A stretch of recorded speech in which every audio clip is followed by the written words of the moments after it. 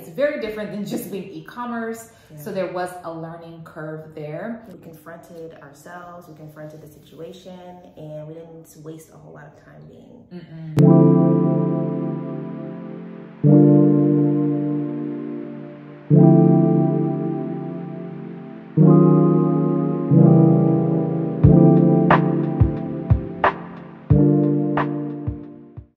Hey everybody, welcome back to our second episode of Two Mindful Mamas. Happy Sunday. Yes, happy to be here. How you feeling today? I'm feeling really good. I'm feeling happy because we checked out a new park and it was glorious. I'm feeling happy because the sun is out and I just want to go play. So I'm feeling my inner child just come out all day. So you'll probably be doing that after this. Yeah, exactly. Okay. I'm feeling pretty good as well. Not that you asked, but I'm feeling pretty good as well. Had a good day morning with hubby and baby. We went out to Asian Town, got some ingredients. Hubby's at home cooking a pot roast. Nice. And yeah, it was a good morning. Yeah. So let's get into the end of our last episode, how we said we'll talk about why we have made so many different changes with our business, because we used to be, well, if you really want to go down the history of who we are, we started off branded under the Truth Intuitions name, and we were a service-based business. So in the services that we offered were psychic readings. Over time, we scaled to become a product-based business, which we loved. We loved being able to sell crystals, sage, all the spiritual tools for your journey of enlightenment. We sold those, we made them from candles, aura sprays, and then we eventually scaled up to having a brick and mortar space. And it was not our own brick and mortar space, but it was the space within a space. So that was an awesome experience into that life, the responsibilities that come along with it, the effort, the marketing. It's very different than just being e-commerce. So there was a learning curve there, but it was so fun, like super growth. And then from there, realizing, okay, on this next journey of being spiritual entrepreneurs, we want an element of freedom, because being mamas, wanting to travel the world, how do we have a space that is physical, but then also get out into the world? So we'll talk about the spiritual things that just led up to that natural transition. About our brick and mortar, things that I loved about that experience. I worked in retail before, you have as well.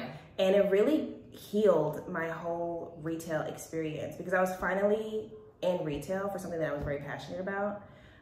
We handpicked all of our items. So when a customer came in, there was no, anxiety, racking my brain. It just felt like I could be my whole self and speak to why we love all the products that we picked out together. Or made. Or made. So I'm grateful for the experience for those reasons, but it also, there were some things that I feel like we didn't know how to navigate. One being the unknown or things outside of your control, like the writer's strike that affected our traffic.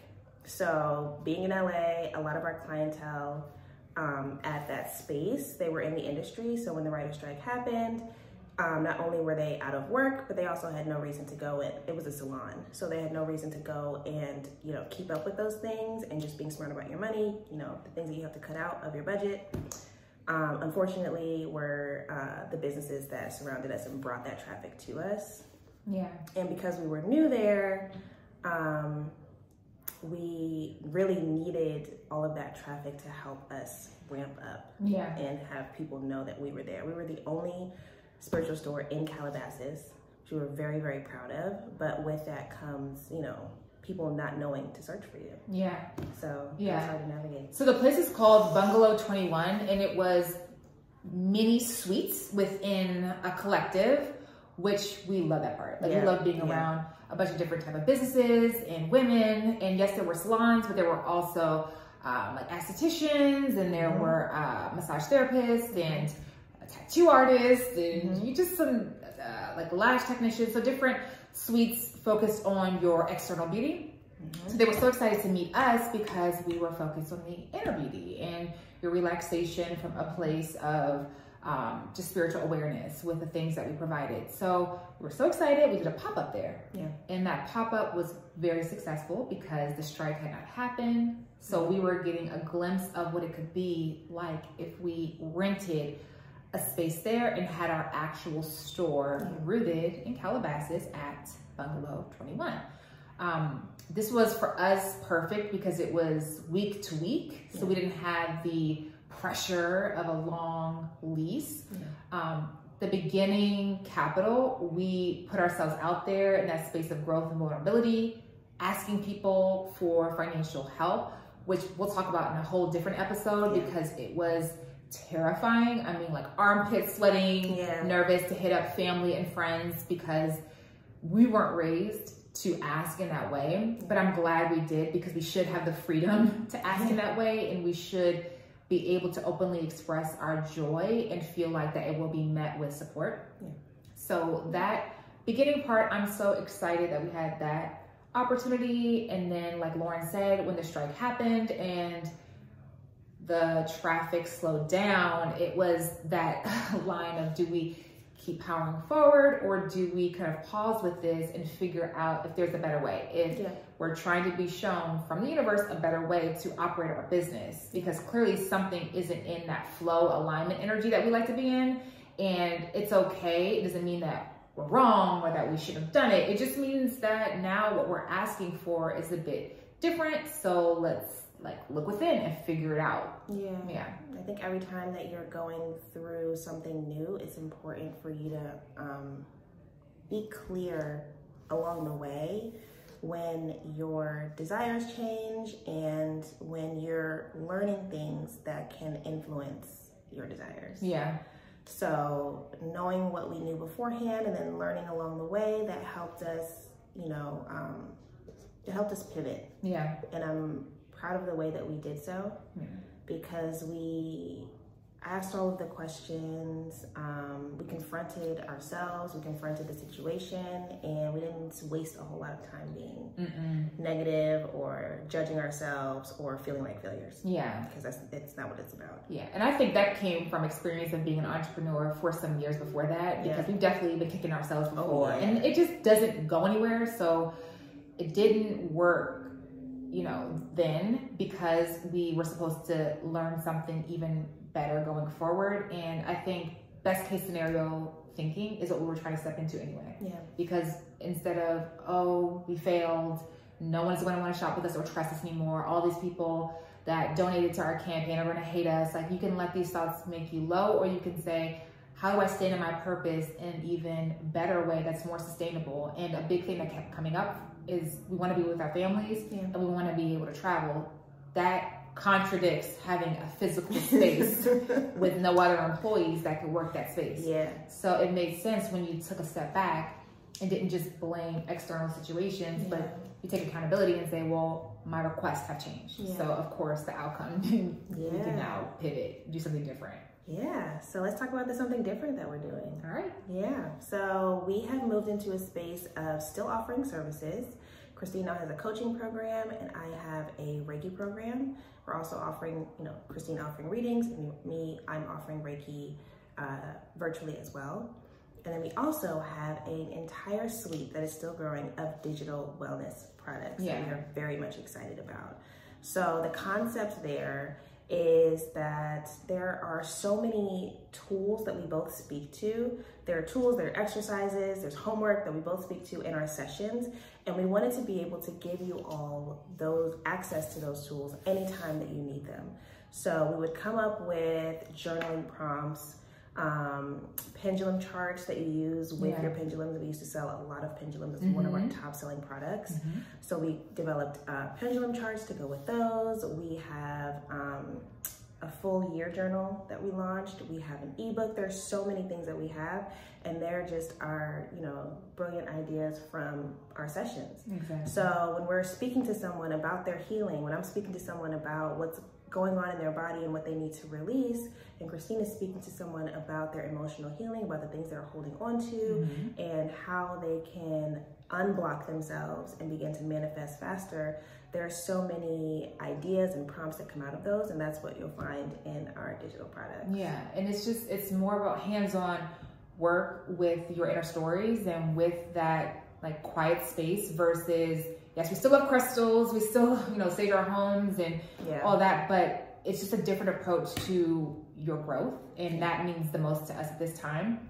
And then in addition to it, it provides flexibility. It provides flexibility for you too, because you can quickly access something on your phone that you want to have that PDF and write into or type into on your iPad. And then for us, we can hold session from anywhere in the world. If we want to travel with our family, if I want to be at home with my toddler, I can still aid in your experience without feeling that torn guilt of I'm away from him, I'm at the store, etc. Not saying that we wouldn't have that necessarily as a future goal, but right now this feels best on our journey. And it's also a way to support you in a way that is deep for us. Like it's of our creation, from sessions, from research, and it feels good. We do this ourselves to be able to share it with you and have it in our store. It's the perfect time for that now. Yeah. One of the things that has always been true about our company, our mission, our goals is to help you help yourself. Yeah. So that's really also why the digital products are so important to us. And when they came out of us in that way is because it's another way for us to help you understand that you have what you need to release, let go, move forward, change up your life, completely flip your life. If you're just not happy with anything going on right now, you're not stuck. Yeah. So those tools really help you become unstuck. Exactly. Yeah. And sometimes you just need somebody else to give you that idea for how to frame a feeling or a thought. That's where the digital product comes in, because you can feel overwhelmed, but then understanding the source of that overwhelm and having that journal prompt, having that guidance there, it makes you feel less stuck and less irritable, because you now can move the energy through scripting, through vlogging. If you want to talk it out, like you can read the assignment and talk it out, record yourself and do it that way. If you're a writer, you can do it that way. If you want someone to aid in your process that is either us or a friend, a different accountability partner, then you can do that too. But we just want as much change as possible for the individual, instead of hiding behind, the tools that don't, always get used. You may put it up there. It's a reminder that, I should meditate and hold that. Yeah. Someday. Yeah, I should light some incense now, but maybe I'm too busy. I feel this is for those who are serious about carving out time and sitting down and being with themselves and really feeling the feels. So I'm excited for everything that we'll create going forward, but that's the shift that we've made in our business. Yeah. Separately, with the experience of being in a space, we learned a lot about the environments that you hold your business in, because we were in a shared space and we didn't manage that facility. We learned that the energy of leadership can also impact your business. Yeah.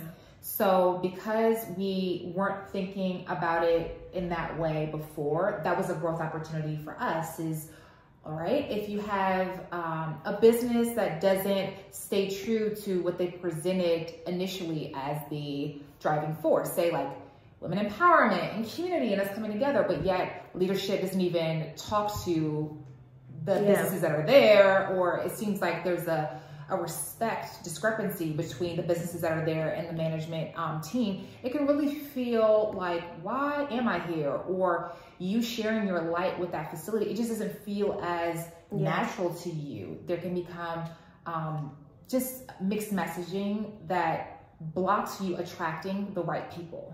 So realizing when it's time to get out because the community isn't right anymore, that's another incentive for, there's something more out there. I have to go see. I have to go discover. I don't have to stay here just because it worked in the past. Yeah.